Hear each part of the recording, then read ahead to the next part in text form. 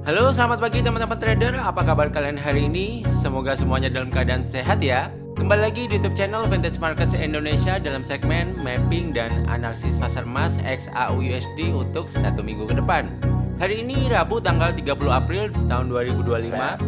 Saya ingin menginformasikan bahwa Vintage Markets adalah salah satu broker forex dan emas terbaik yang sudah berpengalaman lebih dari belasan tahun di industri ini. Vintage juga telah diatur oleh regulator FCA di Inggris dan ASIC di Australia. Jadi harapannya teman-teman dapat merasa tenang dan percaya diri saat trading di platform ini ya. Untuk teman-teman yang tertarik mencoba trading di broker ini, baik di akun demo ataupun di akun real, bisa langsung mendaftar melalui link yang ada di kolom deskripsi dari video ini ya. Terima kasih untuk teman-teman yang sudah mendukung dan mensubscribe channel Vintage Markets Indonesia. Yuk mari kita mulai saja mapping dan analisanya.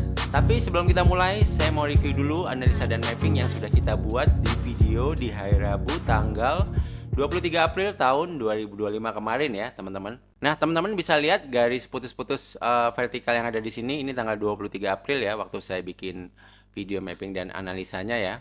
Saya bilang kecenderungan arah pergerakan di gold itu arahnya mulai cenderung turun kalau dilihat dari time frame H1. Hanya kalau dilihat dari time frame H4 penurunannya itu hanya sekedar masih koreksi ya teman-teman, karena dia belum membentuk wave atau gelombang turun. Jadi kalau kita melihat di time frame H4 sebetulnya kita masih bisa buy di demand area ini atau di resisten ini yang mungkin kalau harga turun ke sini dia bisa jadi level support ya. Nah, analisa dan mapping kita masih bekerja dengan cukup baik ya teman-teman ya, karena di demand area di sini dia sempat mantul ya harga gold sekitar 497 pips ya teman-teman ya.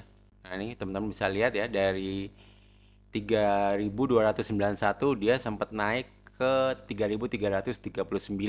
Kemudian harga gold turun lagi mendekati level resisten sebelumnya ini, cuman dia nggak sampai touch ya.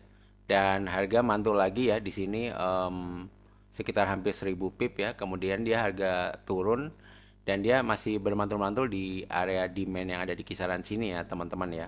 Dan semoga teman-teman yang nonton video mapping dan analisa minggu lalu berakhir dengan profit entry buy-nya ya. Karena saya juga ada entry buy kemarin di gold ya ketika dia turun dan masih berakhir dengan profit ya teman-teman. Nah bagaimana dengan mapping dan analisa gold untuk satu minggu depan? Oke, saya gambar dulu nanti ya mappingnya, nanti kita akan analisa bareng-bareng ya teman-teman.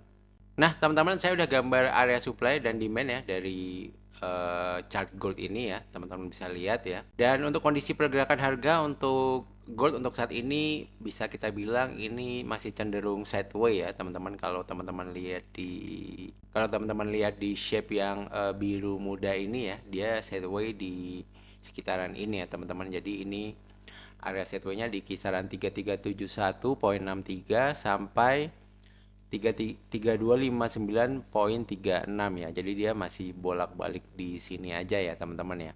Jadi untuk strategi di gold kalau bisa saya bilang teman-teman bisa buy di sedekat mungkin di lower area sideways ini, ataupun kalau mau sell sedekat mungkin di area upper dari sideways ini ya. Kenapa? Karena kalau teman-teman buy di lower dan sell di upper, ini resikonya yang paling kecil ya. Jadi kalau dia break, teman-teman bisa cut loss dulu ya. Nah, tapi di sini ada spot-spot yang atau area-area yang teman-teman bisa perhatikan ya. Kalau dilihat dari time frame H4, ini sebelumnya level resisten. Jadi kalau harga turun ke sini, ini bisa menjadi support kuat ya di kisaran 3246.20.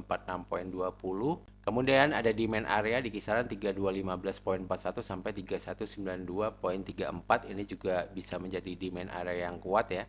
Jadi kalau misalnya harga gold nanti bisa turun ke area ini peluang terbaik untuk mencari buy ya, ataupun di level resisten sebelumnya 3168.59 ya, ini resisten mayor ya. Kalau dia kembali ke sini, ini bisa menjadi support yang sangat kuat juga. Kenapa?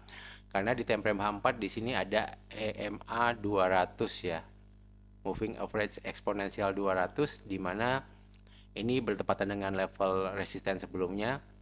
Ini pasti bisa menjadi level yang kuat ya. Kalau misalnya harga mau turun lebih lanjut ya, dia harus bisa break ini. Tapi kemungkinannya mungkin harga akan mantul dulu di area-area sekitaran sini ya teman-teman ya. Nah kemudian kita akan sedikit membahas news ya teman-teman yang bisa mempengaruhi pergerakan harga gold ya. Di hari Selasa kemarin ini ada George Job Opening ya. Ini lowongan tenaga kerja ya teman-teman ya. Jadi ini nilainya lebih rendah daripada forecast dan previous. Jadi ini bad news untuk Amerika. Kemudian di sini juga ada CB Consumer Confidence, ini juga nilainya juga lebih rendah daripada forecast dan previous ya. Jadi secara ketenaga kerjaan dan konsumerisme ini juga menurun ya teman-teman. Nah, kemudian nanti malam ini ada news penting ya, ADP non-farm ya. Ini tenaga kerja di sektor swasta ya. Jam 7:15 malam ya, teman-teman. Ini juga diprediksi menurun ya, forecastnya rendah daripada previous. Kemudian juga ada advance GDP jam setengah 8 malam, ini juga diprediksi menurun daripada bulan sebelumnya. Dan ada employment cost index juga, ini diprediksi sama ya. Tapi khusus dua ini kalau nanti nilainya turun, maka kemungkinan dolar bisa melemah dan harga emas mungkin bisa bergerak naik lagi ya teman-teman. Kemudian jam 9 malam ada Core PCE Price Index ya, ini mengukur tingkat inflasi ya. Jadi sebelumnya 0,4% dia turun ke 0,1%. Jadi kita lihat juga ini hasilnya seperti apa. Dan di hari Kamis juga ada ISM Manufacturing PMI ya. Jadi ini data ekonomi tentang manufaktur ya. Ini juga diprediksi menurun dari 49 ke 48, artinya ini juga bad news. Kemungkinan juga bisa bikin gold naik ya, kalau misalnya hasilnya buruk. Dan tentunya di hari Jumat ini ada non-farm employment change ya, NFP yang kita tunggu-tunggu. Ini adalah news yang sering kita tunggu-tunggu ya, atau banyak trader tunggu-tunggu, NFP. Ini juga diprediksi menurun tingkat tenaga kerjanya dari 228.000 ke 133.000 orang. Ini kalau hasilnya menurun juga ini bad news untuk Amerika dan kemungkinan harga emas bisa bergerak naik lagi. Jadi ya itu dia ya beberapa news yang perlu kita perhatikan di hari Rabu, Kamis dan Jumat besok ya teman-teman. Nah oke, kita kembali lagi ke chart ya teman-teman ya. Nah kalau kita lihat di sini juga ada trend line ya teman-teman ya. Trend line-nya ini kalau di time frame 1 dari high sini ke high yang ini ya. Ini seakan-akan mau breakout tapi belum ya. Nanti kita lihat kalau ini bisa breakout trendline, maka kemungkinan ada peluang harga emas akan mencoba untuk naik dulu ya teman-teman. Kemudian di sini ada trendline naik ya. Jadi selama harga masih bermain di atas trendline naik ini, maka kecenderungannya mungkin masih juga bisa naik ya teman-teman. Dan secara exponential moving average ya, kalau kita lihat di time frame H4 ini juga arahnya juga masih naik. Jadi walaupun nanti dia ada penurunan ya ke bawah, maka ini bisa menjadi peluang yang menarik untuk kita mencari entry buy ya, terutama di dekat-dekat demand area ini ya. Karena di sini juga ada indikator EMA 200 di time frame H4 yang arahnya naik. Jadi ini juga bisa menjadi pijakan yang menarik untuk kita yang mau cari entry buy ya. Kalau kita lihat dari time frame daily sebenarnya ini untuk long term mungkin agak mengkhawatirkan ya, karena ini harga jauh banget dari indikator EMA-nya. Biasanya kalau dia terlalu jauh mungkin pilihannya antara harga yang mendekati indikator nanti atau mungkin harga sideways di sini lama nanti indikatornya sendiri yang mendekati harga. Jadi pilihannya antara dua itu sih. Tapi kemungkinan mungkin kalau dia sideways di kisaran sini lama ya harapannya. Jadi mungkin nanti indikatornya ini yang sedikit demi sedikit akan mendekati harga itu ya. Kalau harganya itu mungkin sideways di kisaran sini atau sideways di kisaran bawah sini ya. Cuman untuk saat ini secara jelas saya bilang kemungkinan sideways-nya masih di kisaran antara demand area sampai supply area ini ya untuk projection-nya ya.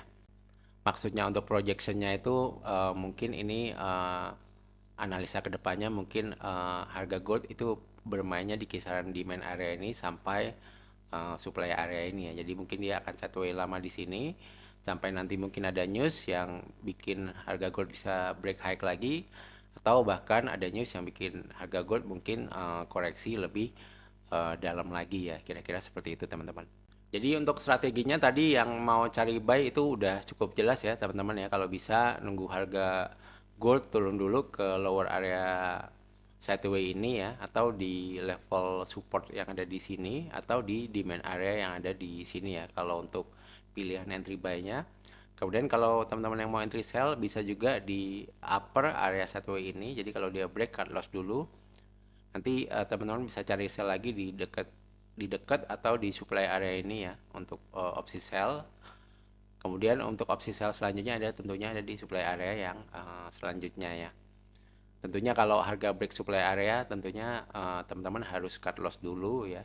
Dan kalau harga naik lagi ke supply area ini bisa coba sell, tapi kalau dia terus break lagi ya teman-teman harus cut loss lagi ya. Kira-kira sih seperti itu ya untuk plan entry dan manajemen resikonya ya. Nanti silakan diatur sendiri lotnya ya teman-teman ya. Oke, jadi mungkin seperti itu dulu ya teman-teman untuk mapping dan analisa beserta strateginya di pasar emas XAUUSD. Sekali lagi saya infokan jika teman-teman ingin video segmen mapping dan analisis emas ada di hari yang lain selain di hari Rabu, bisa minta tolong klik tombol like-nya untuk video ini ya. Semoga bermanfaat, jangan lupa share video ini kepada teman-teman yang membutuhkan dan subscribe juga channel ini. Terima kasih, sampai jumpa di video yang lain. See you, bye bye guys, thank you.